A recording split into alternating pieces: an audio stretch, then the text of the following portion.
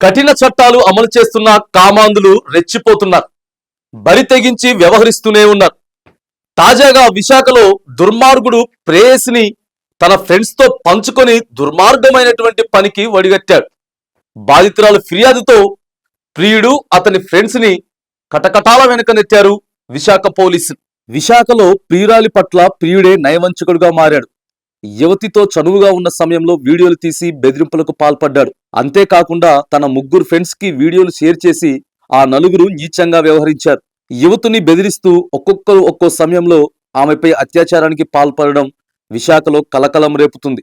చివరకు ప్రేమించి పెళ్లి చేసుకుంటానని చెప్పినోడు కూడా వీడియోలతో బెదిరింపులకు దిగడంతో తీవ్ర ఆవేదనకు గురై మానసికంగా కృంగిపోయింది.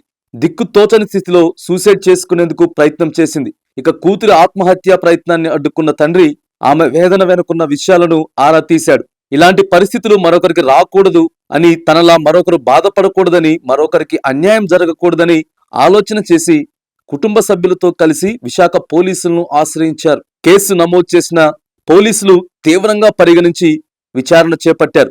నలుగురు నిందితుల్ని అరెస్ట్ చేశారు. పోలీసుల విచారణలో కీలక విషయాలు వెల్లడయ్యాయి. ప్రియుడి ప్లాన్ ప్రకారమే ఈ దారుణ ఘటన జరిగినట్లుగా తేల్చారు. నిందితుల్లో ముగ్గురు యువతి క్లాస్మేట్స్ కాగా మరొకరు కార్ల షోరూంలో క్యాషియర్ గా గుర్తించారు. ఈ దారుణ ఘటనపై ఏపీ ప్రభుత్వం సీరియస్ అయింది. విశాఖ సిపి శంకర్ ప్రతాప్ బాబ్జీతో ఫోన్లో మాట్లాడిన హోంశాఖ మంత్రి అనిత వివరాలు అడిగి తెలుసుకున్నారు. నిందితులను కఠినంగా శిక్షించాలని ఆదేశించారు.